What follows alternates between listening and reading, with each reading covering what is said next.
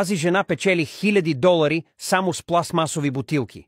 Тя е намерила начин да трансформира използваните пластмасови бутилки в нещо интересно, за което повечето хора дори не са се сещали.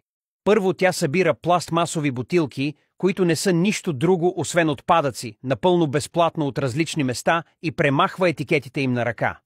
След това взема тези, които са деформирани и ги надува с въздух, а след това ги поставя в гореща вода, за да възвърнат перфектната си форма. След това тя взема бутилките, отрязва долните им части една по една и ги отвежда до машина, която сама е проектирала и просто изважда пластмасата под формата на прежда. Членовете на семейството й бяха объркани, тъй като не знаеха какво ще прави тя с това. По-късно обаче тя им показа, че тази прежда може да се превърне в жици и метли. Така тя започнала да създава продукти, които са изцяло изработени от рециклирани пластмасови бутилки.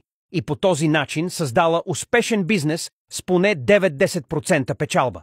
Тъй като няма служители и по-голямата част от работата се извършва от нея и семейството й, сега тя е автоматизирала напълно процеса, като го е оборудвала с различни машини, които ще вършат работата и се стреми да го превърне в бизнес за милиони долари. Напишете ни какво мислите за тази идея в коментарите. Абонирайте се и харесайте видеото.